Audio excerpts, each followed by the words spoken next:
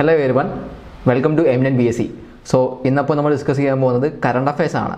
അപ്പോൾ current affairs നമുക്ക് last ഒരു നവംബർ ഫസ്റ്റ് വീക്കിലെ കറണ്ട് അഫയേഴ്സ് ആണ് നമ്മൾ നോക്കുന്നത്.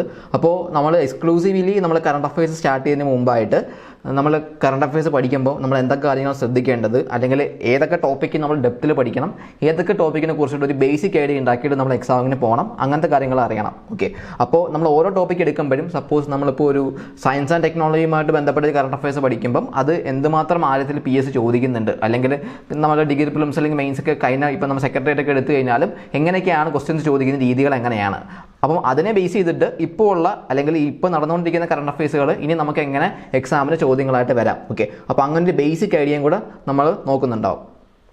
അപ്പോൾ നമുക്ക് ഫസ്റ്റ് ടോപ്പിക്കിലേക്ക് പോവാം.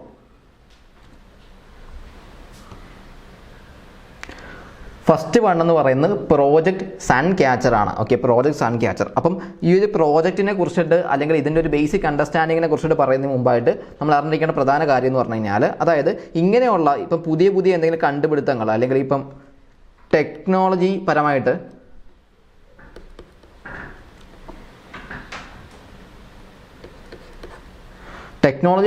എന്തെങ്കിലും പുതിയ കറണ്ട് അഫയേഴ്സോ കാര്യങ്ങളൊക്കെ വരിക എന്നുണ്ടെങ്കിൽ അതെപ്പോഴും PS ചോദിക്കാറുണ്ട്. അതായത് ഇപ്പോൾ പുതിയൊരു ഗൂഗിൾ ഒരു സാധനം കൊണ്ടുവന്നു, ഓക്കെ, അങ്ങനെ അല്ലെങ്കിൽ എന്താ പറയുക വേറെ ഏതെങ്കിലും ഒരു ഡീറ്റെയിൽ പ്ലാറ്റ്ഫോം പുതിയൊരു ഇനിഷ്യേറ്റീവ്സ് ആയിട്ട് വന്നു കഴിഞ്ഞാൽ അതുമായിട്ട് ബേസ് ചെയ്തിട്ടൊരു വൺ ലൈനർ പോലെ എന്ത് ചെയ്യാറുണ്ട്, PS ചോദിക്കാറുണ്ട്. അപ്പോൾ ഇവിടെ പ്രോജക്റ്റ് സൺ ക്യാച്ചറാണ് പറയുന്നത്. അപ്പോൾ ഇവിടെ നമ്മൾ പഠിക്കുമ്പം എങ്ങനെ ഒരു ഈസി ലെവൽ ക്വസ്റ്റ്യൻ ചോദിക്കാം, അതേപോലെ തന്നെ എത്ര ഡെപ്തിൽ ചോദിക്കാം, അതായത് ഒരു ടൈറ്റ് ഒരു ക്വസ്റ്റ്യൻ ടഫ് ഒരു ക്വസ്റ്റ്യൻ എങ്ങനെ വരാൻ സാധ്യതയുണ്ട്, ഈ രണ്ട് കാറ്റഗറി നമ്മളിവിടെ നോക്കും.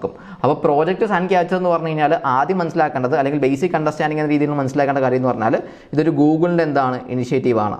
ഗൂഗിളിൻ്റെ ഇനിഷ്യേറ്റീവാണ്. ഓക്കെ, അപ്പോൾ അതാദ്യം മനസ്സിലാക്കുക, ഇത് ഗൂഗിളിൻ്റെ ഇനിഷ്യേറ്റീവാണ്. അപ്പോൾ ഇവിടെ ഞാൻ ഈ പറഞ്ഞ പോലെ തന്നെ ഗൂഗിളിൻ്റെ ഇനിഷ്യേറ്റീവ് എന്നുള്ള കാര്യം മനസ്സിലാക്കുക. അപ്പം ഈ പറഞ്ഞ പോലെ തന്നെ ചോദിക്കാം, ഈ പ്രോജക്റ്റ് സൺ ക്യാച്ചർ ഗൂഗിളാണോ കൊണ്ടുവന്നത് അല്ലെങ്കിൽ വേറെ ഏതെങ്കിലും ഡീറ്റെയിൽ പ്ലാറ്റ്ഫോം ആണോ കൊണ്ടുവന്നതെന്നൊക്കെ പറഞ്ഞ് ചോദിക്കാം, മൈക്രോസോഫ്റ്റ് ആണോ അങ്ങനെയൊക്കെ പറഞ്ഞ് ചോദിക്കാം. അപ്പോൾ ഒരു ചോദ്യം നമുക്കിവിടെ കിട്ടും. ഇനി രണ്ടാമതായിട്ട് ഈ ഒരു കറണ്ട് അഫയേഴ്സിന് പ്രാധാന്യം എന്ന് പറഞ്ഞു കഴിഞ്ഞാൽ AI. നമുക്കറിയാം AIയുമായിട്ട് ബന്ധപ്പെട്ട ചോദ്യങ്ങൾ ഇഷ്ടം പോലെ എന്ത് വരുന്നുണ്ട്, PSCക്ക് വരുന്നുണ്ട്. പ്രിലിംസിനാണെങ്കിലും മെയിൻസിലാണെങ്കിലും ഇഷ്ടം പോലെ വരുന്നുണ്ട്. അപ്പം ഇതൊരു AI പവേർഡ് സാധനമാണ് എന്തെന്ന് പറയുന്നത് പ്രോജക്റ്റ് സൺ ക്യാച്ചർ. അപ്പോൾ രണ്ട് കാര്യങ്ങൾ കണക്ട് ചെയ്യണം. ഒന്ന് ഗൂഗിളുമായിട്ട് ബന്ധപ്പെട്ടാണെങ്കിൽ ഗൂഗിളാണ് ഈ ഒരു ഇനിഷ്യേറ്റീവ് കൊണ്ടുവന്നത്, അതൊരു ചോദ്യമായിട്ട് വരാം. ഇനി എന്താണ് ഓൾറെഡി നമുക്കറിയാം AIയുമായിട്ട് ബന്ധപ്പെട്ട എന്തോ സാധനമാണെന്നുള്ള കാര്യം നമ്മൾ പറഞ്ഞു വെച്ചു. അപ്പോൾ ഇവിടെ എന്താ പറയുന്നത്, ഇതൊരു സോളാർ പവേർഡ് സാറ്റലൈറ്റ്സ് ആണ്. ഓക്കെ, അപ്പം പ്രോജക്റ്റ് സൺ ക്യാച്ചർ. അപ്പോൾ ഇവിടെ നമ്മൾ എല്ലാം കിടന്ന് പഠിക്കേണ്ട കാര്യമില്ല. എന്ത് ചെയ്യണം, സൺ എന്ന് കേട്ടാൽ തന്നെ എന്ത് കണക്ട് ചെയ്യുക, സോളാർ അല്ലേ. അപ്പം അങ്ങനെ ആലോചിച്ചാൽ മതി. അപ്പോൾ പേര് വരണമെങ്കിൽ അതുമായിട്ട് ബന്ധപ്പെട്ട പേരായിരിക്കണമല്ലോ വരുന്നുണ്ടാവുക. അപ്പം പ്രോജക്റ്റ് സൺ ക്യാച്ചർ എന്ന് പറഞ്ഞു കഴിഞ്ഞാൽ ഒരു സോളാർ പവേർഡ് സാറ്റലൈറ്റ്സ് ആണ് അത്. ഓക്കെ, അപ്പോൾ എന്താണ് അതൊരു സോളാർ പവേർഡ് സാറ്റലൈറ്റ്സ് ആണ്. അതുവഴി എന്താ നമ്മുടെ AI ഡേറ്റ സെൻറ്റേഴ്സ് സ്പേസിൽ സ്റ്റാർട്ട് ചെയ്യുക, ഹോസ്റ്റ് ചെയ്യുക.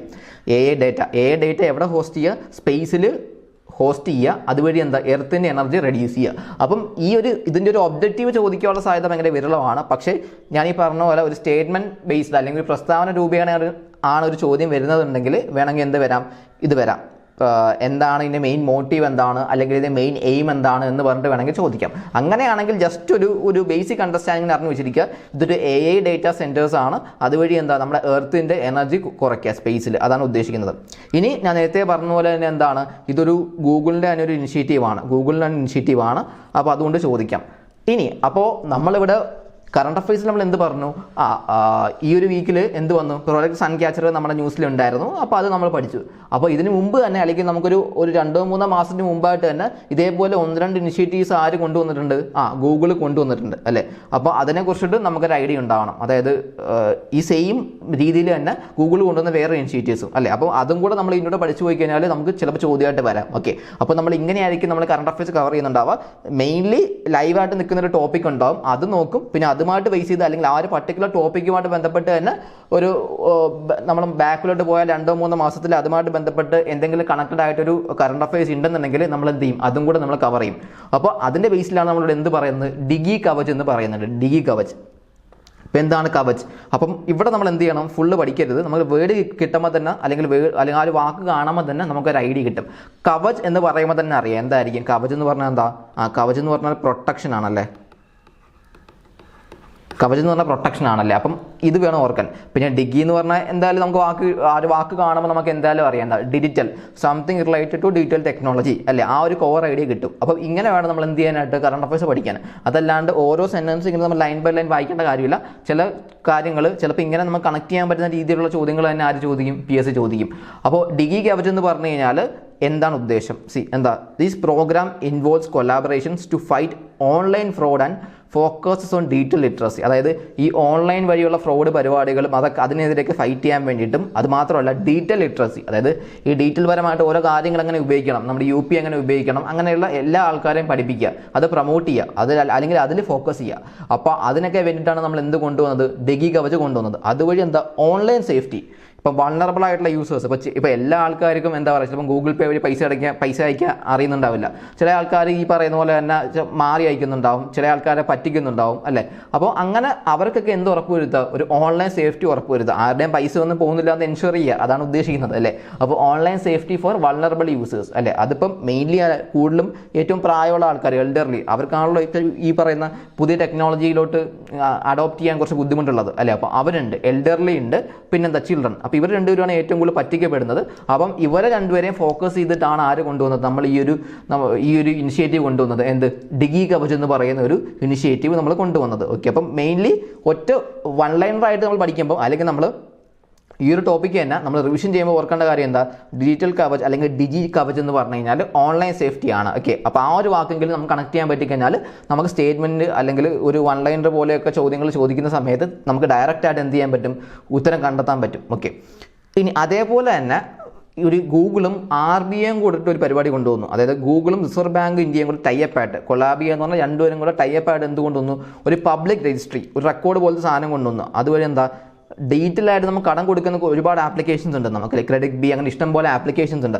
അപ്പം അതൊക്കെ എന്ത് ചെയ്യുക? ഒരു രജിസ്ട്രിയുടെ കീഴിൽ കൊണ്ടുവരിക. അതുവഴി എന്താ, ഇപ്പോൾ കൺസ്യൂമേഴ്സിന് അറിയാൻ പറ്റും. ഇപ്പം നമ്മൾ പറയാറില്ല RBI അപ്രൂവ്ഡ് സാധനമാണ് അല്ലേ. അപ്പോൾ നമുക്ക് വിശ്വസിച്ച് എന്ത് ചെയ്യാം? അവിടുത്തെ കാര്യങ്ങൾ കടമൊക്കെ എടുക്കാം, അല്ലെങ്കിൽ നമ്മുടെ ഡീറ്റെയിൽസ് ഒക്കെ ഷെയർ ചെയ്യാൻ പറ്റും അല്ലേ. അപ്പോൾ അതിനൊക്കെ വേണ്ടി ഒരു പ്ലാറ്റ്ഫോം ആര് കൊണ്ടുവന്നു? ഒരു രജിസ്ട്രി ആര് കൊണ്ടുവന്നു? ഗൂഗിളും റിസർവ് ബാങ്ക് ഓഫ് ഇന്ത്യയും കൂടെ ചേർന്ന് കൊണ്ടുവന്നു അല്ലേ. അപ്പോൾ RBIനെ കുറിച്ചിട്ട് പറയുമ്പോൾ നമുക്കറിയാം, RBI എപ്പോഴും എന്ത് ചെയ്യാനുള്ള ചോദ്യമാണ്, അല്ലെങ്കിൽ എന്ത് ചെയ്യാനുള്ള ഇമ്പോർട്ടൻ്റ് ആയിട്ടുള്ള ടോപ്പിക്കാണ്. എപ്പോഴും PSCക്ക് പ്രിലിംസ് ആണെങ്കിലും മെയിൻസ് ആണെങ്കിലും എപ്പോഴും PSC ചോദിക്കുന്ന ടോപ്പിക്കാണ്. അപ്പം RBI എന്താണ്, RBIയുടെ ഫങ്ഷൻസ് എന്തൊക്കെയാണ്, RBI കൊണ്ടുവന്ന കമ്മീഷൻ ഹിൽട്ടൺ യങ് കമ്മീഷനാണ്. ഓക്കെ, അപ്പോൾ അതിൻ്റെ സ്റ്റാറ്റിക് ഏരിയയും കൂടെ നമ്മളിങ്ങനെ കവർ ചെയ്യും. അപ്പോൾ നമുക്കൊരു കോർ ഐഡിയ കിട്ടും. ഓക്കെ, അപ്പോൾ നമുക്കിവിടെ സ്റ്റാറ്റിക് ഏരിയയും കൂടെ കറണ്ട് അഫയേഴ്സായിട്ട് ബന്ധപ്പെട്ട് വരും. അപ്പോൾ നമ്മൾ ഓട്ടോമാറ്റിക്കലി ചിലപ്പോൾ എന്ത് വരാം, ഈ വട്ടം വേണമെങ്കിൽ RBIയുമായിട്ട് ബന്ധപ്പെട്ട ചോദ്യങ്ങൾ വരാം. കാര്യം RBIയുമായിട്ട് സംബന്ധിച്ച് ഇഷ്ടംപോലെ കാര്യങ്ങൾ ഇപ്പം കറണ്ട് അഫയേഴ്സിൽ വരുന്നുണ്ട് അല്ലേ. അപ്പം RBI ഗവർണർ റീസെൻ്റ് അപ്പോയിൻ്റ് ആയി അല്ലേ. അപ്പോൾ അതിനെയൊക്കെ ബേസ് ചെയ്തിട്ടൊക്കെ വേണമെങ്കിൽ കറണ്ട് അഫയേഴ്സായിട്ട് തന്നെ ചോദ്യം വരണമെന്ന് നിർബന്ധമൊന്നുമില്ല. വേണമെങ്കിൽ എന്ത് വരാം, RBIൻ്റെ ബേസിക് കാര്യങ്ങളെന്ന രീതിയിൽ നമ്മുടെ എക്കണോമിക്സിൻ്റെ കാറ്റഗറിയിൽ നിന്ന് വേണമെങ്കിൽ എന്ത് വരാം, ഒരു ചോദ്യം വരാം അല്ലേ. അപ്പോൾ അങ്ങനെയൊക്കെ നമുക്ക് എന്ത് വരാം, നമുക്ക് ചോദ്യങ്ങൾ നമുക്ക് എക്സ്പെക്ട് ചെയ്യാൻ വേണ്ടി പറ്റും. ഓക്കെ, അപ്പോൾ ഇവിടെ ഈ പറഞ്ഞ പോലെ തന്നെ ഗൂഗിളും RBIയും കൂടെ ചേർന്നാണ് ഈ ഒരു ഡിജിറ്റൽ ലെൻഡിങ് ആപ്ലിക്കേഷൻസിനെ അപ്രൂവ് ചെയ്യാൻ വേണ്ടിയിട്ട് ഒരു രജിസ്ട്രി ക്രിയേറ്റ് ചെയ്തത്. ഓക്കെ, അപ്പോൾ ആ ഒരു ബേസിക് ഐഡിയയും കൂടി ഉണ്ടാക്കി വെച്ചിരിക്കുക. അപ്പോൾ ഇത്രയുമാണ് ഈ പ്രോജക്റ്റ് സൺ ക്യാച്ചറുമായിട്ട് ബന്ധപ്പെട്ട് നോക്കേണ്ടത്. അപ്പോൾ ഞാൻ ഈ പറഞ്ഞ പോലെ നമ്മുടെ കറണ്ട് അഫയേഴ്സ് എന്ന് പറയുന്നത് എന്താണ്? പ്രോജക്റ്റ് സൺ ക്യാച്ചറാണ്. അപ്പോൾ അതുമായിട്ട് റിലേറ്റ് ചെയ്തത്, അത് ഗൂഗിൾ കൊണ്ടുവന്നത് കൊണ്ടാണ് നമ്മൾ എന്ത് പറഞ്ഞത്, ഗൂഗിൾ കൊണ്ടുവന്ന വേറെ 2 ഇനിഷ്യേറ്റീവ്സും കൂടെ നമ്മൾ എന്ത് ചെയ്തത്, ഇവിടെ ഡിസ്കസ് ചെയ്തത്. അപ്പോൾ ഈ 2 കാര്യങ്ങളും കൂടെ എന്ത് ചെയ്യുക, ഒന്ന് അറിഞ്ഞു വെച്ചിരിക്കുക, ചോദ്യമായിട്ട് ചിലപ്പോൾ വരാം.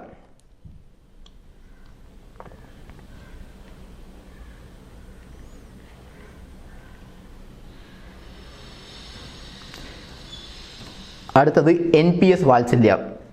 അപ്പോൾ NPS വാത്സല്യനെ കുറിച്ച് പറയുന്നതിന് മുമ്പായിട്ട് ഇത് ഏത് കാറ്റഗറിയുള്ള ഗവൺമെൻറ് സ്കീം, ഏത് കാറ്റഗറിയുള്ള ടോപ്പിക്കാണെന്ന് അറിയണം. ഓക്കെ, അപ്പോൾ ഇത് നമുക്ക് ഗവൺമെൻറ് സ്കീംസ് എന്ന് പറഞ്ഞ കാറ്റഗറിയിൽ നിന്ന് എപ്പോഴും എന്ത് ചെയ്യാറുണ്ട്, PSC ചോദ്യങ്ങൾ ചോദിക്കാറുണ്ട്. ഇപ്പം ഏതെങ്കിലുമൊക്കെ പ്രിലിംസിന് ഏതെങ്കിലുമൊക്കെ ഒരു സ്റ്റേജിൽ എന്ത് ചെയ്യാറുണ്ട്, ഒരു ഗവൺമെൻറ് സ്കീമുമായിട്ട് ബന്ധപ്പെട്ട ചോദ്യം എപ്പോഴും ചോദിക്കാറുണ്ട്. അപ്പോൾ NPS വാത്സല്യ ഈ ഇടയ്ക്ക് ന്യൂസിലുണ്ട്. അപ്പോൾ ഈ ഒരു വീക്കിൽ ന്യൂസിൽ വന്ന് പോയിട്ടുണ്ട്. അപ്പോൾ വേണമെങ്കിൽ എന്ത് വരാം, ചോദ്യമായിട്ട് വരാം. അപ്പോൾ ഒന്നാമതായിട്ട് മനസ്സിലാക്കേണ്ടത് NPS എന്ന് പറഞ്ഞാൽ തന്നെ എന്താ, നാഷണൽ പെൻഷൻ സ്കീമാണ് അല്ലേ. അതറിയാമല്ലോ, NPS എന്ന് പറഞ്ഞാൽ തന്നെ എന്താണ്, നാഷണൽ പെൻഷൻ സ്കീമാണ്. അപ്പോൾ അതിൻ്റെ എക്സ്പാൻഷനൊക്കെ വേണമെങ്കിൽ ചോദിക്കാം കേട്ടോ. കാര്യം ചിലപ്പം ഇങ്ങനെ എക്സ്പാൻഷൻ ചോദിക്കുന്ന പരിപാടി ആർക്കുണ്ട്, PSCക്ക് ഉണ്ട്.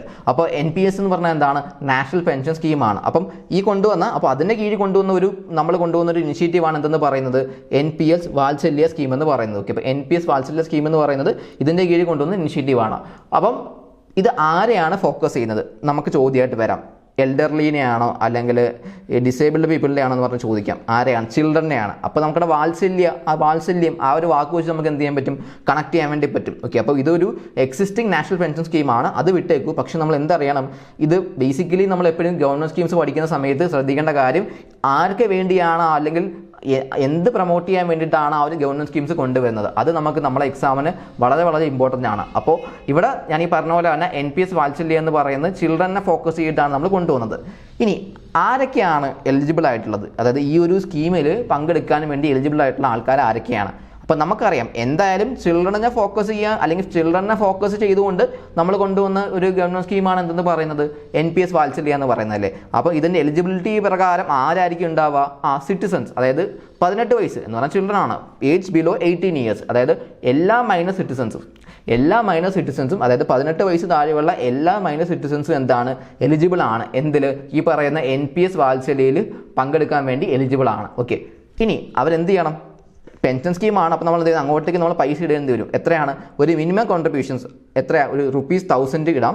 പിന്നെ മാക്സിമം എത്ര വേണമെങ്കിലും ഇടാം. അതായത് ഇപ്പം എനിക്കിപ്പോൾ ഒരു 10,000 ഇടണമെങ്കിൽ 10,000 ഇടാം, 20,000 ഇടണമെങ്കിൽ 20,000 ഇടാം, 30,000 ആണെങ്കിൽ 30,000 ഇടാം. അതിലൊന്നും പ്രശ്നമില്ല. പക്ഷേ എന്തുണ്ടായിരിക്കണം? ഒരു പെർ ആനം എത്ര ഇടുന്നുണ്ടാവണം? ഒരു മിനിമം കോൺട്രിബ്യൂഷനായിട്ട് നമ്മൾ 1000 കോൺട്രിബ്യൂട്ട് ചെയ്യേണ്ടി വരും അല്ലേ. അപ്പോൾ പിന്നെ ലിമിറ്റ് മാക്സിമം കോൺട്രിബ്യൂഷൻസിന് എന്തില്ല, ഞാൻ പറഞ്ഞ പോലെ തന്നെ എന്തില്ല, അങ്ങനെ പ്രത്യേകിച്ച് ലിമിറ്റോ കാര്യങ്ങളോ ഒന്നും തന്നെ ഇല്ല. ഓക്കെ, അപ്പോൾ ആ ഒരു കാര്യം കൂടെ അറിയാം.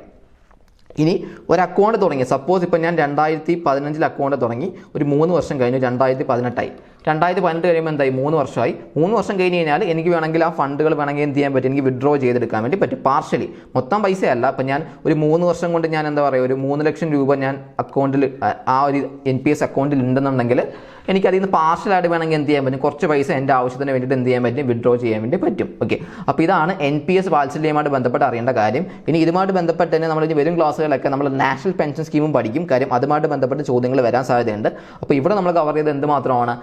NPS വാത്സല്യം മാത്രമാണ് നമ്മൾ കവർ ചെയ്തത്. അപ്പോൾ അതിനെ ബേസ് ചെയ്ത് ചോദ്യം വരാം. അപ്പോൾ അത് നമുക്ക് എന്ത് ചെയ്യാൻ പറ്റണം? നമുക്കത് ചെയ്യാൻ വേണ്ടി പറ്റണം. ഓക്കെ, അപ്പം അറിയേണ്ട കാര്യങ്ങൾ എലിജിബിലിറ്റി എന്തൊക്കെയാണെന്നുള്ളത് അറിയാം, മിനിമം കോൺട്രിബ്യൂഷൻസ് അറിയാം, പിന്നെ ഒരു 3 ഇയേഴ്സ് കഴിഞ്ഞിട്ട് എന്ത് സംഭവിക്കുന്നുണ്ട്, നമുക്ക് പൈസ എടുക്കാൻ പറ്റുന്നുണ്ട്, ആ ഒരു കാര്യം കൂടെ അറിഞ്ഞു വെച്ചിരിക്കുക.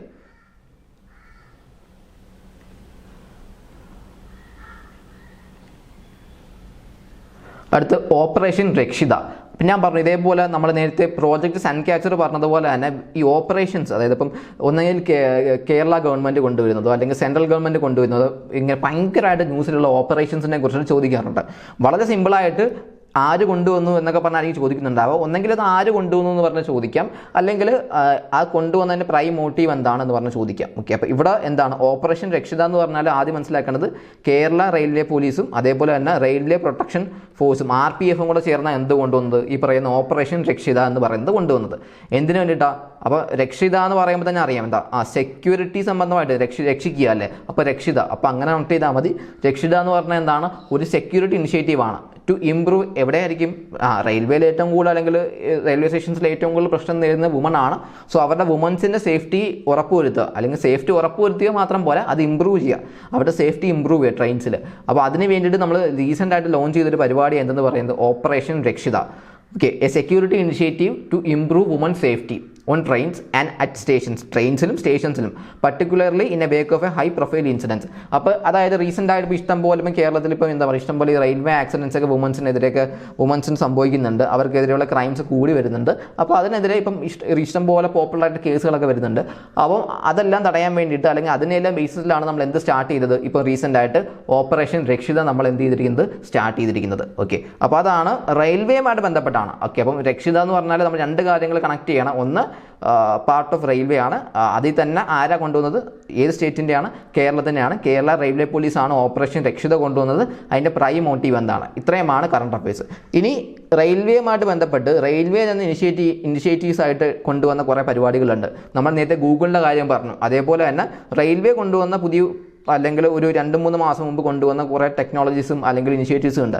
അതെന്തൊക്കെയാണെന്ന് നോക്കാനുള്ളത്. അപ്പോൾ അതിൽ ഏറ്റവും പ്രധാനമാണ് കവച്. ഇഷ്ടംപോലെ എക്സാംസിൽ റിപ്പീറ്റ് ചെയ്ത് ചോദിക്കുന്നതാണ് കവച്. അപ്പോൾ കവച് എന്തായാലും അറിഞ്ഞിരിക്കണം, ഭയങ്കര ഇമ്പോർട്ടൻ്റ് ആണ്. ഓക്കെ, അപ്പോൾ അത് നല്ല ഇമ്പോർട്ടൻസ് ആണ്, ഇനിയും ചോദിക്കാം. കവച് എന്ന് പറഞ്ഞാൽ ഒരു അഡ്വാൻസ്ഡ് ട്രെയിൻ കൊളിഷൻ അവോയ്ഡൻസ് സിസ്റ്റമാണ്. ഓക്കെ, അപ്പം ഒരു ട്രെയിൻ കൊളിഷൻസ് അവോയ്ഡ് ചെയ്യാൻ വേണ്ടിയിട്ട് നമുക്കുള്ള ഒരു ടെക്നോളജി പോലുള്ള സാധനം എന്തെന്ന് പറയുന്നത് കവച് എന്ന് പറയുന്നത് അല്ലേ.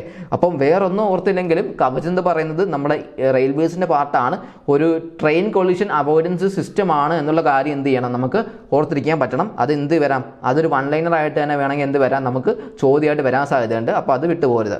ഇനി അതേപോലെ തന്നെ നമുക്ക് റെയിൽവേയുമായിട്ട് ബന്ധപ്പെട്ട് തന്നെയുള്ള ഒരു സ്കീമാണ് അമൃത് ഭാരത് സ്റ്റേഷൻ സ്കീം. ഓക്കെ, അപ്പോൾ നമ്മൾ നേരത്തെ NPS വാത്സല്യ പഠിച്ചായിരുന്നു. അപ്പോൾ അതേപോലെ തന്നെ ഇതൊരു സ്കീമാണ് അമൃത് ഭാരത് സ്റ്റേഷൻ. അപ്പോൾ ഇത് ഉദ്ദേശിക്കുന്നത് നമ്മൾ റെയിൽവേ സ്റ്റേഷനുകൾ എന്താ പറയുക മോഡിഫൈ ചെയ്യുക, ഫോക്കസസ് ഓൺ മോഡേണൈസേഷൻസ് ആൻഡ് ഡെവലപ്മെൻറ്റ്, വികസനങ്ങളും കാര്യങ്ങളും കൊണ്ടുവരിക. അത് മോഡേണൈസ് ചെയ്ത് പിന്നെ അവിടെ കൂടുതൽ ഡെവലപ്മെൻറ്റ്സും കാര്യങ്ങളും കൊണ്ടുവരിക, അവിടെ റെയിൽവേ സ്റ്റേഷൻസിൽ കൊണ്ടുവരിക. അതാണ് എന്തിൽ ഉദ്ദേശിക്കുന്നത്, ഈ പറയുന്ന അമൃത് ഭാരത് സ്റ്റേഷൻ എന്ന് പറഞ്ഞിട്ട് നമ്മൾ അതിൽ ഉദ്ദേശിക്കുന്നത്. ഓക്കെ, പിന്നെ നമുക്കുള്ളത് മിഷൻ സീറോ ആക്സിഡൻ്റ് ആണ്. മിഷൻ സീറോ ആക്സിഡൻറ്റ്, അപ്പോൾ അതെന്താ, ആക്സിഡൻസ് പേര് തന്നെയുണ്ട്, വളരെ സിമ്പിളാണ്, ആക്സിഡൻസ് കുറയ്ക്കുക. മിഷൻ സീറോ ആക്സിഡൻസ്, അതുവഴി എന്താ ആക്സിഡൻസും കാര്യങ്ങളും എലിമിനേറ്റ് ചെയ്യുക. അതായത് അതിനൊക്കെ ഒരുപാട് സബ്മിഷൻസ് ഉണ്ട്. അപ്പോൾ എല്ലാ സബ്മിഷൻസും നമുക്ക് അറിയേണ്ട കാര്യമില്ല, പക്ഷേ മെയിനായിട്ട് നമുക്കിങ്ങനെ കഴിയുന്നതും എല്ലായിടത്തും എന്ത് ചെയ്യുക, ഈ പറയുന്ന ആക്സിഡൻസും കാര്യങ്ങളൊക്കെ കുറയ്ക്കുക അല്ലേ. അപ്പോൾ അതിന് വേണ്ടിയിട്ട് നമ്മൾ കൊണ്ടുവന്നതാണ് എന്തെന്ന് പറയുന്നത് മിഷൻ സീറോ ആക്സിഡൻറ്റ് എന്ന് പറയുന്നത്. ഓക്കെ, അപ്പോൾ ഇത്രയും കാര്യങ്ങൾ നമ്മൾ റെയിൽവേയുമായിട്ട് ബന്ധപ്പെട്ട് അറിയണം. പിന്നെ കറണ്ട് അഫയേഴ്സിൽ ഇപ്പോൾ നമുക്ക് നവംബർ 1st വീക്കിൽ ഉണ്ടായിരുന്നതാണ് ഓപ്പറേഷൻ രക്ഷിത എന്ന് പറയുന്നത്. അപ്പോൾ അത് എന്ത് വരാം, അതേപോലെ ചോദ്യമായിട്ട് വരാം. അപ്പോൾ അത് മിസ് ഔട്ട് ആക്കരുത്. ഓക്കെ,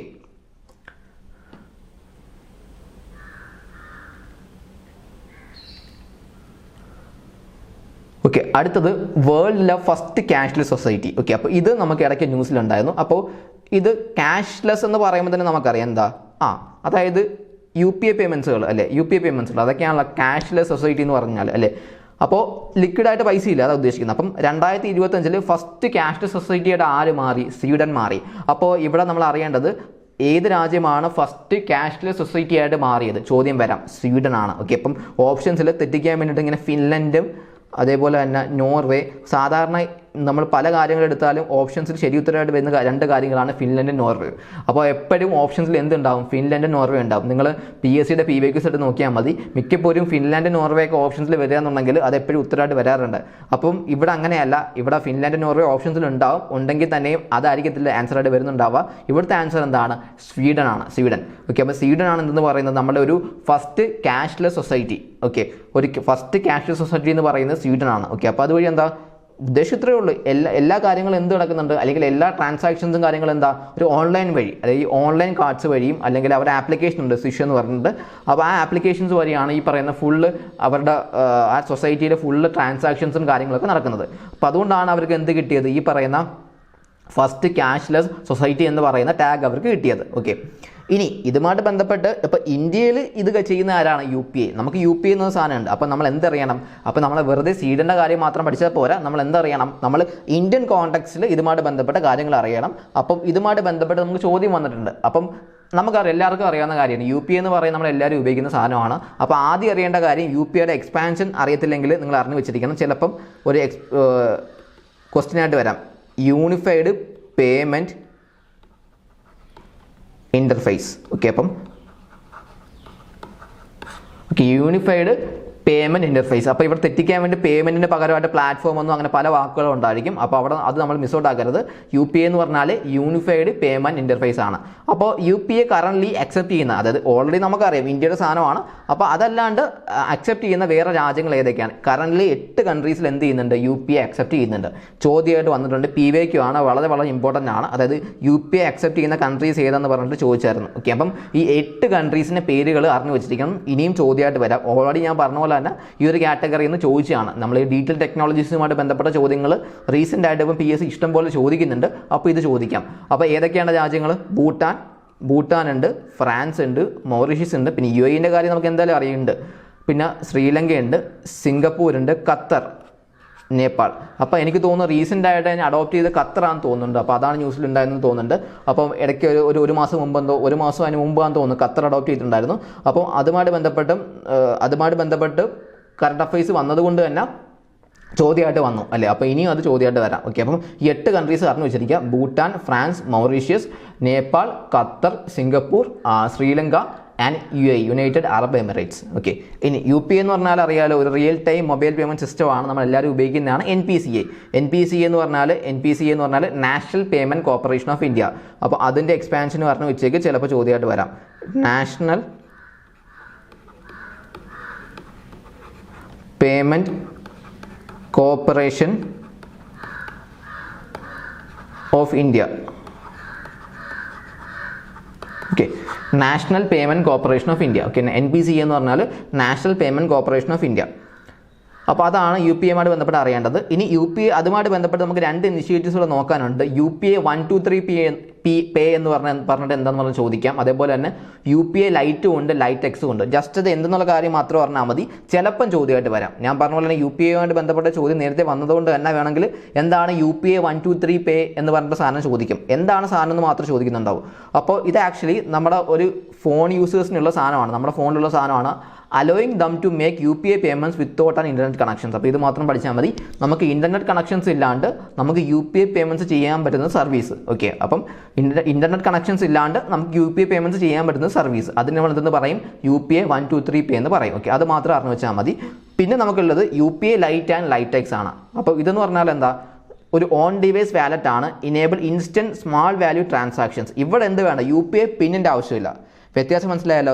UPA 123 പിയിൽ ഇൻ്റർനെറ്റ് കണക്ഷൻസ് ആവശ്യമില്ല. പക്ഷേ UPA ലൈറ്റിലാണെങ്കിൽ എന്താവശ്യമില്ല? പിൻ ആവശ്യമില്ല, UPA പിൻ ആവശ്യമില്ല. അപ്പം സാധാരണ നമ്മളിപ്പം ഏതെങ്കിലും പേയ്മെൻറ്റ് ചെയ്യണമെങ്കിൽ എന്ത് ചെയ്യണം? എപ്പോഴും നമ്മൾ പിൻ നമ്പർ കുത്തിയിട്ട് നമ്മൾ ടൈപ്പ് ചെയ്യേണ്ടി വരും അല്ലേ? പക്ഷേ നമ്മൾ UPA ലൈറ്റാണ് യൂസ് ചെയ്യണമെങ്കിൽ എന്താ ആവശ്യമില്ല? ഈ പറയുന്ന പിൻ ആവശ്യമില്ല. ഈച്ച് പേയ്മെൻറ്റിന് എന്താ ആവശ്യമില്ല? പിൻ ആവശ്യമില്ല. അതാണ് UPA ലൈറ്റ് എന്ന് പറയുന്നത്. അപ്പോൾ വ്യത്യാസം അറിയണം. UPA 123 എന്ന് പറയുമ്പോഴത്തേക്ക് ഇൻ്റർനെറ്റ് കണക്ഷൻസിൻ്റെ കാര്യമാണ് പറയുന്നത്, വിത്തൗട്ട് ഇൻ്റർനെറ്റ് കണക്ഷൻസ് അതിനെക്കുറിച്ചിട്ടാണ് പറയുന്നത്. UPA ലൈറ്റ് എന്ന് പറയുമ്പോഴത്തേക്കും പിൻ ആവശ്യമില്ല. ഇനി UPA ലൈറ്റ് എക്സ് ഈ ഒരു ഫംഗ്ഷൻസിനെ എക്സ്റ്റെൻഡ് ചെയ്യുന്ന സാധനമാണ് ടു അലോ ഓഫ്ലൈൻ പേയ്മെൻറ്റ്സ്. അതായത് ഇവിടെ കുറച്ചുകൂടി ടെക്നോളജി പരമായിട്ട്, അതായത് UPA പിന്നും ആവശ്യമില്ല, അത് എന്തിലേക്കും കൂടെ കൺവേർട്ട് ചെയ്യുക? ഒരു ഓഫ്ലൈൻ പേയ്മെൻറ്റ് എന്ന രീതിയിലേക്കും കൂടെ കൺവേർട്ട് ചെയ്യുക. ഇൻ്റർനെറ്റ് കണക്ഷൻസ് ഇല്ലാണ്ട് ഒരു ഓഫ്ലൈൻ പേയ്മെൻറ്റ് എന്ന രീതിയിലും കൂടെ എന്ത് ചെയ്യുമെന്ന് കൺവേർട്ട് ചെയ്യുക. അതാണ് ലൈറ്റ് എക്സ് എന്ന് പറയുന്നത്. അപ്പോൾ UPA ലൈറ്റും ലൈറ്റ് എക്സും UPA 123 പേയും അറിഞ്ഞു വെച്ചിരിക്കുക, ചോദിക്കാം.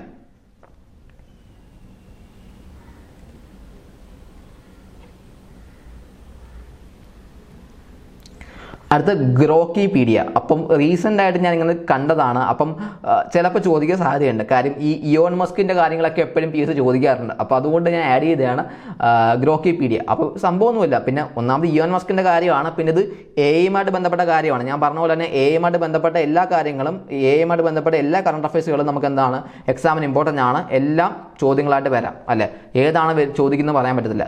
അപ്പം ഇത് ഗ്രോക്കിപീഡിയ നമുക്കറിയാം. നമുക്ക് വിക്കിപീഡിയ ഉണ്ടായതുകൊണ്ട് തന്നെ അങ്ങനെ കണക്ട് ചെയ്യാം. ഇതൊരു ഓൺലൈൻ എൻസൈക്ലോപീഡിയ ആണ് അല്ലേ? ഗ്രോക്കിപീഡിയ എന്ന് പറയുന്നത് എന്താണ്? ഒരു ഓൺലൈൻ എൻസൈക്ലോപീഡിയ ആണ്. അത് ലോഞ്ച് ചെയ്തിരിക്കുന്ന പ്ലാറ്റ്ഫോമിൻ്റെ പേരാണ് XAI എന്ന് പറയും. XAI. ഓക്കെ, XAI ആരുടെ ലീഡർഷിപ്പിൽ? ഇയോൺ മസ്കിൻ്റെ ലീഡർഷിപ്പിലാണ് സ്റ്റാർട്ട് ചെയ്തിരിക്കുന്നത്. ഓക്കെ, അപ്പോൾ അതാണ് ബേസിക് ഐഡിയ. അപ്പോൾ അതൊന്ന് മനസ്സിലാക്കി വെച്ചിരിക്കുക. പിന്നെ ഇതെന്താ? ഇതൊരു ഓപ്പൺ സോഴ്സ് നോളജ് റെപ്പോസിറ്ററി ആണ്. അതായത് കുറച്ചുകൂടി ബെറ്റർ ആയിട്ട്, വിക്കിപീഡിയനേക്കാളും കുറച്ചുകൂടി ബെറ്റർ ആയിട്ട് വർക്ക് ചെയ്യാൻ പറ്റുന്ന ഒരു ഓപ്പൺ സോഴ്സ് നോളജ് ആയിട്ടുള്ള സാധനമാണ്. അത്യാവശ്യം എല്ലാ ഡീറ്റെയിൽസും അതിൽ നമുക്ക് കിട്ടുന്നുണ്ട് എന്നാണ് അവർ അവകാശപ്പെടുന്നത്, അവർ പറയുന്നത്. അപ്പോൾ അതാണ് അതിലുള്ളത്. അപ്പോൾ അതെന്ന് പറഞ്ഞാൽ ചോദിക്കത്തില്ല, നമുക്ക് ചോദിക്കുന്നുണ്ടാവും ഇതായിരിക്കും. ഇത് ആര് ലോഞ്ച് ചെയ്തെന്ന് പറഞ്ഞാൽ ചോദിക്കാം. XAI ആണ് ഇത് ലോഞ്ച് ചെയ്തിരിക്കുന്നത്. ഓക്കെ, ഗ്രോക്കിപീഡിയ. പിന്നെ ഈ പറഞ്ഞ പോലെ AI ആണ്, കംപ്ലീറ്റ്ലി ഫ്രീ ആണ്. എല്ലാ യൂസേഴ്സിനും എന്താണ്? അതിനൊരു അക്സസിബിലിറ്റി ഉണ്ട്. എല്ലാവർക്കും അത് ഫ്രീ ഓഫ് കോസ്റ്റ് ആയിട്ട് എന്ത് ചെയ്യാൻ പറ്റുന്നുണ്ട്? യൂസ് ചെയ്യാൻ പറ്റുന്നുണ്ട്. ഇപ്പോൾ നമുക്കറിയാം ഇഷ്ടംപോലെ AI ടൂൾസ് നമുക്ക് ഫ്രീ ആയിട്ട് യൂസ് ചെയ്യാൻ പറ്റുന്നുണ്ട്. അതേപോലെ തന്നെ ഇതൊരു AI സംബന്ധമായിട്ടുള്ള സാധനമാണ്, പവേർഡ് ബൈ AI ആണ്. അപ്പോൾ അതുകൊണ്ട് തന്നെ ഇതും എന്താണ്? ഈ പറയുന്ന ഗ്രോക്കിപീഡിയ ആണെങ്കിൽ നമുക്ക് എന്ത് ചെയ്യാൻ പറ്റും? ഫ്രീ ആയിട്ട് നമുക്ക് ഒരു അക്സസിബിലിറ്റി ഉണ്ട്. നമുക്ക് ഫ്രീ ആയിട്ട് എന്ത് ചെയ്യാൻ വേണ്ടി പറ്റും? യൂസ് ചെയ്യാൻ വേണ്ടി പറ്റും. ഓക്കെ, അപ്പോൾ അത് ചിലപ്പോൾ ഒരു മാർക്ക് പോലെ ചോദിക്കാം. വളരെ സിമ്പിളായ സാധനമാണ്. പക്ഷേ നമുക്കത് അറിയാവുന്ന കാര്യം എൻഷുർ ചെയ്യണം. അപ്പോൾ അത് ഈ വീക്കിൽ നമുക്ക് ഉണ്ടായിരുന്ന കറണ്ട് അഫയേഴ്സ് ആണ്. അപ്പോൾ അത് വേണമെങ്കിൽ ചോദ്യമായിട്ട് വരാം.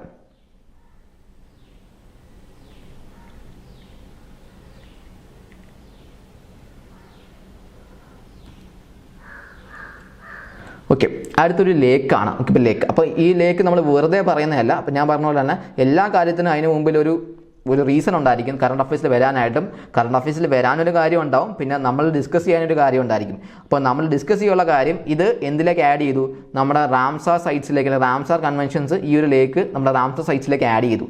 അപ്പോൾ അതുകൊണ്ട് തന്നെ ഈ ഗോഗാബീൽ ലേക്ക് എവിടെയാണെന്ന് പറഞ്ഞ് ചോദിക്കാം. അപ്പോൾ സ്ഥിരമായിട്ട് നമ്മൾ കറണ്ട് അഫയേഴ്സിൽ നിങ്ങൾ അറിഞ്ഞു വെച്ചിരിക്കുന്ന കാര്യങ്ങളാണ്. ഒന്ന്, പ്രധാനമായിട്ട് റീസെൻ്റ് ആയിട്ട് ആഡ് ചെയ്ത റാംസർ സൈറ്റുകൾ, അതേപോലെ തന്നെ റീസെൻ്റ് ആയിട്ട് കൊണ്ടുവന്ന GI ടാഗുകൾ, പിന്നെ പുതുതായിട്ട് വന്നിട്ടുള്ള നാഷണൽ പാർക്കുകൾ,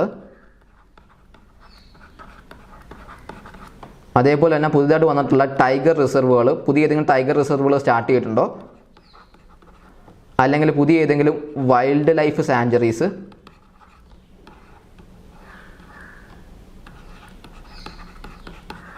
ഓക്കെ. അപ്പോൾ ഈ കാര്യങ്ങളൊന്ന് അറിഞ്ഞു വെച്ചിരിക്കണം. അതായത് Ramsar site, GI tag, national park, wildlife sanctuaries, അതേപോലെ ടൈഗർ റിസർവുകൾ അല്ലേ. അപ്പോൾ ഇതുമായിട്ട് ബന്ധപ്പെട്ട് പുതിയ എന്തെങ്കിലും എല്ലാം ഒന്നും അറിയാണ്ട് ഇഷ്ടംപോലെ നാഷണൽ പാർക്കുകളും ഇഷ്ടംപോലെ വൈൽഡ് ലൈഫ് സാഞ്ചുറീസും ഉണ്ട്. അപ്പോൾ എല്ലാം നമ്മൾ അറിഞ്ഞു വെച്ചിരിക്കുന്ന കാര്യമില്ല. പക്ഷേ റീസെൻ്റ് ആയിട്ട് കറണ്ട് അഫയേഴ്സിൽ ഇതുമായിട്ട് ബന്ധപ്പെട്ട് എന്തെങ്കിലും കാര്യങ്ങൾ വരിക എന്നുണ്ടെങ്കിൽ നോട്ട് ചെയ്ത് വെച്ചിരിക്കണം. ഒരു 90% വരെ ഇതുമായിട്ട് ബന്ധപ്പെട്ട ചോദ്യങ്ങൾ എപ്പോഴും അതേപോലെ തന്നെ ഡയറക്റ്റ് ആയിട്ട് ചോദിക്കാറുണ്ട്. അപ്പം നമുക്ക് അവിടെ എന്ത് ചെയ്യാൻ പറ്റും, ഒരു 1-2 മാർക്ക് നമുക്ക് കറണ്ട് അഫയേഴ്സ് കാറ്റഗറിയിൽ നമുക്ക് സുഖമായിട്ട് എന്ത് ചെയ്യാൻ വേണ്ടി പറ്റും, നമുക്ക് സ്കോർ ചെയ്യാൻ വേണ്ടി പറ്റും. ഓക്കെ, അപ്പോൾ അത് നമ്മൾ അറിഞ്ഞു വെച്ചിരിക്കുക. ഓക്കെ, അപ്പോൾ ഇവിടെ അറിയേണ്ടത്, ഇവിടെ ഗോഗാബിൽ ലേക്ക് എന്നതിനെ കുറിച്ചാണ് പറയുന്നത്. ഗോഗാബിൽ ലേക്ക് ആദ്യം അറിയേണ്ടത് എവിടെയാണെന്നുള്ള കാര്യം അറിയാം. വളരെ ബേസിക് പോയിന്റ്സ് മാത്രം അറിഞ്ഞാൽ മതി. ബീഹാറിലുള്ള ലേക്കാണത്, ബീഹാറിലുള്ള ലേക്കാണ്. അപ്പോൾ അതിന് എന്തിലേക്ക് ആഡ് ചെയ്തു, നമ്മുടെ റാംസർ സൈറ്റ്സിലേക്ക് 94th വെറ്റ്ലാൻഡ് ഓഫ് ഇന്റർനാഷണൽ ഇമ്പോർട്ടൻസിലേക്ക് ആഡ് ചെയ്തു. അപ്പം ഇന്ത്യയിൽ മൊത്തം 94 റാംസർ സൈറ്റ്സ് ആണ് ഉള്ളത്. ഓക്കെ, അപ്പം ഇന്ത്യ ഗ്ലോബലി ഇപ്പോൾ റാംസർ കൺവെൻഷൻസിൽ ഇന്ത്യ മാത്രമല്ല ആഡ് ചെയ്യുന്നത്, ബാക്കിയുള്ള രാജ്യങ്ങളിൽ നിന്നും ഈ പറയുന്ന പോലെ ഇമ്പോർട്ടൻറ്റ് സൈറ്റുകളൊക്കെ ആഡ് ചെയ്യാറുണ്ട്. അപ്പോൾ ഇന്ത്യയിൽ നിന്ന് 3ാമത്തെ പൊസിഷനാണ് ഏറ്റവും കൂടുതലുള്ളത്. അതായത് ഏറ്റവും കൂടുതൽ റാംസർ സൈറ്റ്സുകൾ ഉള്ള രാജ്യം എന്ന് പറയുന്നത് ഏതാണ്, US ആണ്. അത് കഴിഞ്ഞ് മെക്സിക്കോ ആണ്, അത് കഴിഞ്ഞ് ഇന്ത്യ ആണ്. അതായത് ഏറ്റവും കൂടുതൽ 94 റാംസർ സൈറ്റ് ഇന്ത്യയിൽ നിന്നുണ്ട്. ഓക്കെ, അപ്പോൾ അത് അറിഞ്ഞു വെച്ചിരിക്കുക. ഇന്ത്യ 3ാമതാണ്, ഗ്ലോബലി ഇന്ത്യ 3ാമതാണ്. 1ാമത് USA, 2ാമത് മെക്സിക്കോ. അപ്പോൾ ഈ ഒരു ഫാക്റ്റും കൂടെ അറിഞ്ഞു വെച്ചിരിക്കുക. അതായത് ഇപ്പോൾ USൻ്റെയും മെക്സിക്കോൻ്റെയും കാര്യം അറിയത്തില്ലെങ്കിലും ഇന്ത്യ ഗ്ലോബലി 3rd ആണ്. റാംസർ സൈറ്റുകൾ ഉള്ളതിൽ ഇന്ത്യ ഗ്ലോബലി 3rd ആണെന്നുള്ള കാര്യം അറിഞ്ഞു വെച്ചിരിക്കുക. ഇനി എന്താണ് റാംസർ കൺവെൻഷൻസ് എന്ന് പറഞ്ഞു കഴിഞ്ഞാൽ, ഇറാനിൽ നമ്മൾ തുടങ്ങിയ ഒരു ഇന്റർ ഗവൺമെന്റൽ ട്രീറ്റിയാണ്. അതായത് നമ്മുടെ വെറ്റ്ലാൻഡ്സുകളും കാര്യങ്ങളൊക്കെ കൺസർവ് ചെയ്യാൻ വേണ്ടിയിട്ട് നമ്മൾ തുടങ്ങിയ പരിപാടിയാണ്. അപ്പോൾ എന്താണ് ഇന്റർ ഗവൺമെന്റൽ ട്രീറ്റി എന്ന് പറഞ്ഞാൽ, പല രാജ്യങ്ങളും അത് എഗ്രിമെന്റ് സൈൻ ചെയ്യുന്നുണ്ടാവും. അതുവഴി ഇന്റർ ഗവൺമെന്റിൽ പല ഗവൺമെന്റ്സുകൾ ഉണ്ടായിരിക്കും. അവരെല്ലാവരും കൂടെ ചേർന്നിട്ടുള്ള ട്രീറ്റി, അല്ലെങ്കിൽ അവരെല്ലാവരും കൂടെ ചെയ്തിട്ടുള്ള ഒരു എഗ്രിമെന്റ്, അതിനെ എന്തെന്ന് പറയുന്നത് ഇന്റർ ഗവൺമെന്റൽ ട്രീറ്റി എന്ന് പറയുന്നത്. അപ്പോൾ അതുവഴി ഈ പറയുന്ന വെറ്റ്ലാൻഡ്സുകളൊക്കെ ഒന്ന് കൺസർവേഷൻസും കാര്യങ്ങളൊക്കെ ചെയ്യുക. ഓക്കെ, അപ്പം അതിന് വേണ്ടിയിട്ട് ഒരു എത്ര കൺട്രീസ് ഉണ്ട് ഇവിടെ പറയുന്നുണ്ട്, 172 മെമ്പർ കൺട്രീസ് ഇവിടെ വരുന്നുണ്ട്. അപ്പോൾ അവരാണ് ഇതിലുള്ളത്. അപ്പോൾ അതിന് വേണ്ടിയിട്ട് ഇതിലേക്ക് ആഡ് ചെയ്ത് കഴിഞ്ഞാൽ അവിടെ കൂടുതൽ എന്ത് ചെയ്യാൻ പറ്റും, ഈ പറയുന്ന ആ വെറ്റ്ലാൻഡ്സുകളെ സംരക്ഷിക്കാൻ വേണ്ടിയിട്ടുള്ള കാര്യങ്ങളൊക്കെ ചെയ്യാൻ വേണ്ടി പറ്റും. അതാണ് ഈ പറയുന്ന റാംസർ കൺവെൻഷൻസ് കൊണ്ട് ഉദ്ദേശിക്കുന്നത്. അപ്പം ഈ ലേക്കിന്റെ കാര്യം വിട്ടുപോരുത്, ബീഹാർ എന്നുള്ള കാര്യം മറന്നു പോരുത്. അപ്പോൾ ഇനിയുള്ള വീക്സിലും നമുക്ക് ഈ പറയുന്ന പുതിയ റാംസർ സൈറ്റ്സുകൾ ഉണ്ടെന്നുണ്ടെങ്കിൽ എന്ത് ചെയ്യാം, നമ്മൾ ഇതിനൊക്കെ അപ്ഡേറ്റ് ചെയ്യും. അപ്പോൾ നിങ്ങൾ എന്ത് ചെയ്യുക, അതൊന്ന് ക്രോസ് ചെക്ക് ചെയ്യുക. പ്ലസ് അതിൻ്റെ കൂടെ തന്നെ നിങ്ങൾ ഈ ബേസിക് പോയിന്റ്സുകൾ എന്ത് ചെയ്യുക, റിവിഷൻ ചെയ്യുക.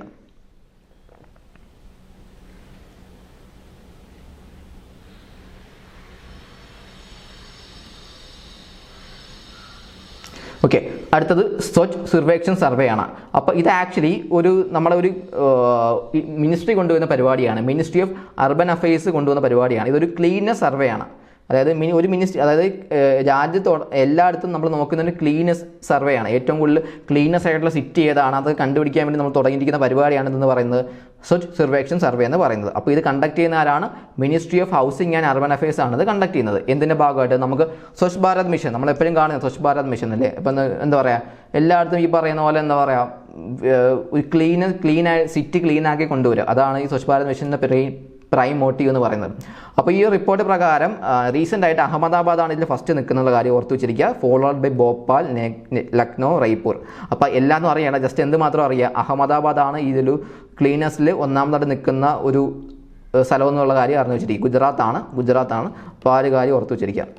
ഇനി Madurai top the list of India's dirtiest ആയിട്ടുള്ള സിറ്റീസിൽ ഒന്നാമത് നിൽക്കുന്ന മധുരയാണ്. ചിലപ്പോൾ ചോദിക്കും, സാധാരണയായിട്ട് എപ്പോഴും ചോദിക്കാറുള്ളത് ക്ലീനസ്റ്റ് സിറ്റീസ് ആണ് ചോദിക്കാറുള്ളത്. പക്ഷേ വേണമെങ്കിൽ ഒരു PSCക്ക് വേണമെങ്കിൽ ട്രെൻഡ് മാറ്റാം, വേണമെങ്കിൽ എന്ത് ചെയ്യാൻ പറ്റും, ഡേർട്ടിയസ്റ്റ് സിറ്റീസ് എന്ന് പറഞ്ഞാൽ വേണമെങ്കിൽ ചോദിക്കാം. ചിലപ്പോൾ ഒരു സ്റ്റേറ്റ്മെന്റ് രൂപേണ ഒരു ചോദ്യം വന്നാലും നമുക്ക് എന്ത് ചെയ്യാൻ പറ്റണം, നമുക്കത് ചെയ്യാൻ പറ്റണം. അപ്പോൾ അത് അറിഞ്ഞു വെച്ചിരിക്കുക. മധുരയാണ് ഡേർട്ടിയസ്റ്റ് സിറ്റീസിൻ്റെ കാറ്റഗറി ഉള്ളത്. പിന്നെ ഞാൻ പറഞ്ഞ പോലെ തന്നെ എന്തിൻ്റെ ഭാഗമായിട്ട് ഇത് ചെയ്യുന്നത്, നമുക്ക് സ്വച്ഛ് ഭാരത് മിഷൻസ് എന്ന് പറയുന്ന ഒരു വലിയ ഇനിഷ്യേറ്റീവ് ഉണ്ട്. അതിൻ്റെ ഭാഗമായിട്ടാണ് നമ്മൾ ഈ കാര്യങ്ങളൊക്കെ ചെയ്യുന്നത്. ഓക്കെ,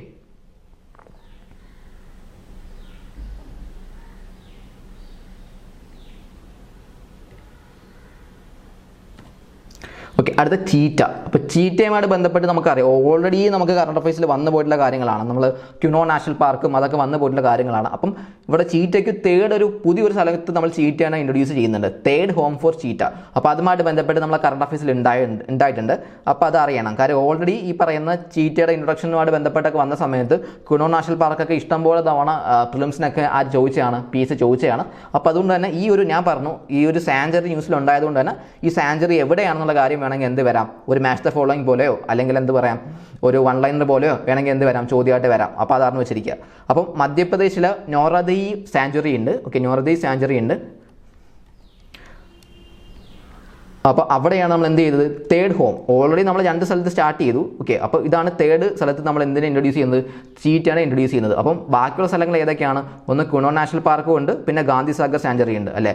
അപ്പം ഓൾറെഡി ഇവിടെ 2 സ്ഥലത്തും ഉണ്ട്. അപ്പോൾ ഇത് രണ്ടും മധ്യപ്രദേശ് തന്നെയാണ് കേട്ടോ, 2 മധ്യപ്രദേശ് തന്നെയാണ്. കുണോ നാഷണൽ പാർക്ക് മധ്യപ്രദേശാണ്, അതേപോലെ ഗാന്ധി സാഗർ മധ്യപ്രദേശ് തന്നെയാണ്. അപ്പം ഇത് പ്രത്യേകത കൂടിയുണ്ട്. ഈ നോറദി സാഞ്ചുറി ഓൾറെഡി ഇപ്പോൾ ന്യൂസിലുണ്ടായത് കൊണ്ട് തന്നെ അതിൻ്റെ ഒരു ബേസിക് പോയിന്റ് അറിയുക. എന്താ, ഇത് നമ്മുടെ മധ്യപ്രദേശിലാണ്. ശ്രദ്ധിക്കണം, ഇന്ത്യയുടെ അല്ല, അതിങ്ങനെ തന്നെ അറിയണം, ഇന്ത്യയിലെ അല്ല, മധ്യപ്രദേശിലെ 25ാമത്തെ വൈൽഡ് ലൈഫ് സെഞ്ചുറിയാണ്. മനസ്സിലായാലോ, മധ്യപ്രദേശിലെ 25ാമത്തെ വൈൽഡ് ലൈഫ് സെഞ്ചുറിയാണ് എന്ന് പറയുന്നത് ഈ പറയുന്ന നോറദി സാഞ്ചുറി എന്ന് പറയുന്നത്. ഇനി ചീറ്റനെ കൊണ്ടുവന്നത് നമുക്കറിയാം, നമീബിയ, ആഫ്രിക്ക എന്നാണ് കൊണ്ടുവന്നത്. പിന്നെ ഇതുമായിട്ട് ബന്ധപ്പെട്ട കാര്യങ്ങളൊക്കെ റെഗുലേറ്റ് ചെയ്യുന്ന ആരാ, ഇതുമായിട്ട് ബന്ധപ്പെട്ട കാര്യങ്ങളൊക്കെ ചെയ്യുന്ന ആരാണ്, നമുക്ക് NTC എന്ന് പറഞ്ഞ ബോഡി ഉണ്ട്, നാഷണൽ ടൈഗർ കൺസർവേഷൻ അതോറിറ്റി. അപ്പോൾ അവരാണ് ഇതുമായിട്ട് ബന്ധപ്പെട്ട കാര്യങ്ങളൊക്കെ തന്നെ ചെയ്യുന്നത്. അപ്പം അതുകൊണ്ട് തന്നെ NTCയെ കുറിച്ച് അറിയണം. NTC എന്ന് പറയുന്നത് ഒരു സ്റ്റാറ്റ്യൂട്ടറി ബോഡിയാണ്. സ്റ്റാറ്റ്യൂട്ടറി ബോഡി എന്ന് പറഞ്ഞാൽ പാർലമെന്റ് ആക്ട് വഴി രൂപീകരിച്ച് നമ്മൾ തുടങ്ങിയ ഒരു ബോഡിയാണ്. സ്റ്റാറ്റ്യൂട്ടറി എന്ന് പറഞ്ഞാൽ അതാണ്, പാർലമെന്റ് ആക്ട് വഴി രൂപീകരിച്ചൊരു ബോഡിയാണ്. അപ്പോൾ ഇത് നമ്മൾ ഏത് മിനിസ്ട്രി ആണെന്നുള്ള കാര്യം അറിയാം. ഇത് എൻവയോൺമെന്റിന്റെ കാര്യങ്ങളാണ്. അപ്പോൾ അതുകൊണ്ട് തന്നെ ഏത് മിനിസ്ട്രി ആയിരിക്കും, ministry of environment, forest and climate change ആണ്. അപ്പോൾ ഇതിൽ നിന്ന് ചോദിച്ചിട്ടുള്ള PYQ ആണ്. NTCയെ ചെയർപേഴ്സൺ ആരെന്ന് ചോദിക്കാം. എല്ലാവരും പ്രധാനമന്ത്രിയാണെന്ന് വിചാരിക്കും. പ്രധാനമന്ത്രിയല്ല, minister of environment, forest and climate change minister ഉണ്ട്, അതായത് ഭൂപേന്ദ്ര യാദവ്.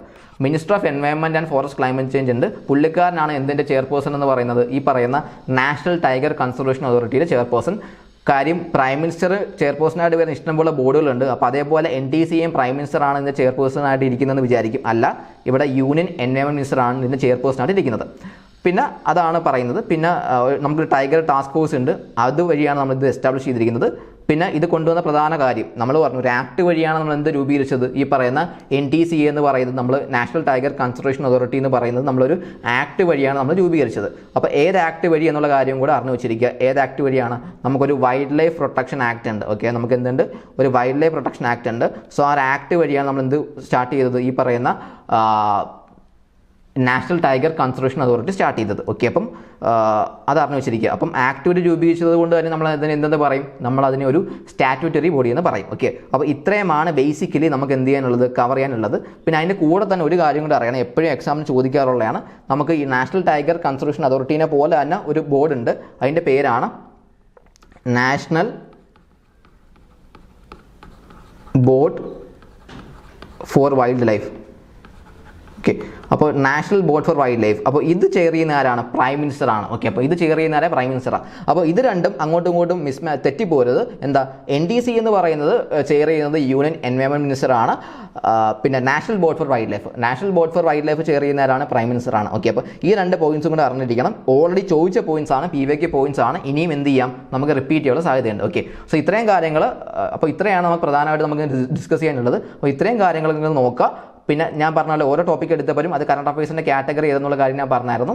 അപ്പം ആ കാറ്റഗറിയിൽ നിന്ന് ഓരോ കാറ്റഗറി നമ്മൾ PS ചോദിക്കുന്ന ഒരു കാറ്റഗറി ഉണ്ട്, തീം ബേസ്ഡ് ആയിട്ട് ചോദിക്കുന്ന കാറ്റഗറി ഉണ്ട്. അപ്പോൾ അതിനെ ബേസ് ചെയ്തിട്ടാണ് ഞാൻ ഇന്ന് ടോപ്പിക്സിൽ പിക്ക് ചെയ്തിട്ടുള്ളത്. അപ്പോൾ ഇങ്ങനത്തെ ടോപ്പിക്സുകൾ നമുക്ക് ഇനി വരും ക്ലാസ്സിലും ഉണ്ടാവും. അപ്പോൾ ഇത്രയും കാര്യങ്ങൾ എന്ത് ചെയ്യുക, നന്നായിട്ട് നിങ്ങൾ റിവിഷൻ ചെയ്യുക. Thank you.